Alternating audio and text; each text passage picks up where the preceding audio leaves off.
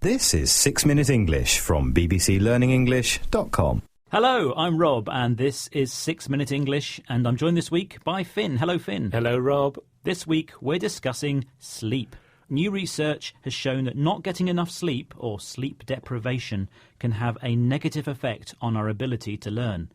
We're going to talk about that today and explore some sleep-related language. So, Rob, are you saying the more sleep I get, the cleverer I'll be? Well, not exactly. Okay. But we could put that to the test now by seeing if you know the answer to this week's question. This is about Randy Gardner, who holds the world record for the longest period of time without sleep. Do you know how long he stayed awake for? Was it A, 5 days, B, 8 days, or C, 11 days? Rob, I'm going to go for the ambitious C, 11 days without sleep. Well, I'll let you know the answer at the end of the programme, if you can stay awake that long. Now, let's talk more about this link between sleep and the ability to learn. Researchers from Boston College in the USA have found that lack of sleep is a significant, so important factor in lowering the achievement of school pupils. The findings could be relevant to any of us who are trying to learn something.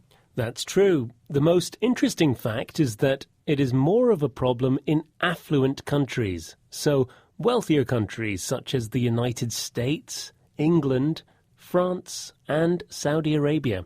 Students here are more affected by influences from their home life. So we're talking about computers and TVs in their bedrooms and using smartphones. Yes, that's right. They're tempted by all this technology instead of just getting their heads down and having a good night's sleep.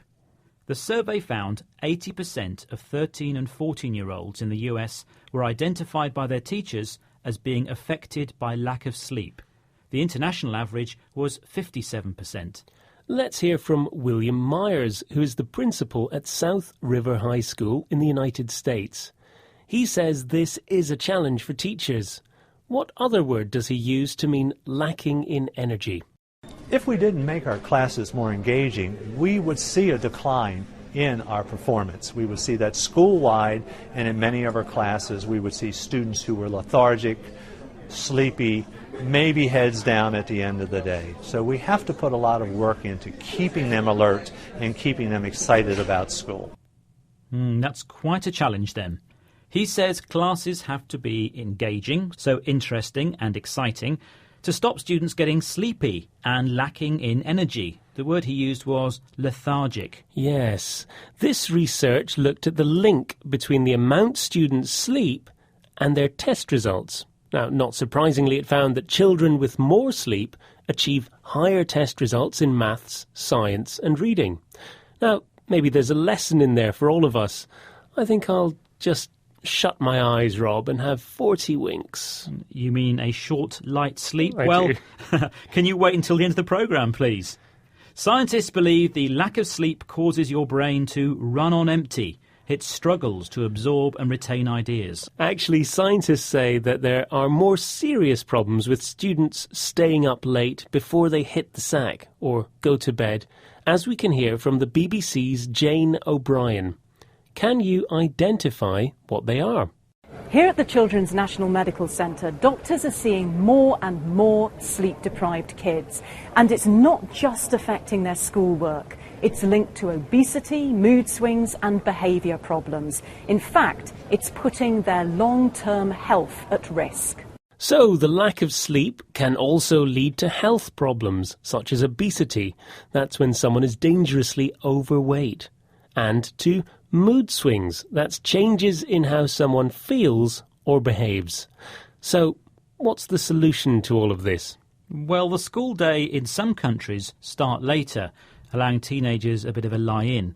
And others have a break in the afternoon, like a siesta. But the real solution is for students to turn in or go to bed earlier. This research has also highlighted another problem. Because teachers are simplifying their lessons to take account of the tetchy or grumpy students, there's concern that pupils who are getting enough sleep are losing out in these adjusted lessons. So everyone suffers. OK, well, before I go for a lie down, please could you let me know the answer to today's question, Rob? Of course. Earlier, I asked you about Randy Gardner, who holds the world record for the longest period of time without sleep. And I asked you how long he stayed awake for. And I said, 11 days. 11 long days. Yes, well done. You were right. Okay. He stayed awake for that incredible 11 days back in 1965. Randy was actually functioning quite well at the end of this achievement, and he could still beat the scientist at pinball. Well, it's almost time to go, but before we do, Finn, could you remind us of some of the words that we've heard today? Yes, we heard sleep deprivation, getting their heads down, lethargic, 40 winks, to run on empty, hit the sack, mood swings, a siesta, to turn in, tetchy. Well, that's all we have time for today. Time for a doze, Finn. I think so. Bye. That was 6 Minute English from bbclearningenglish.com.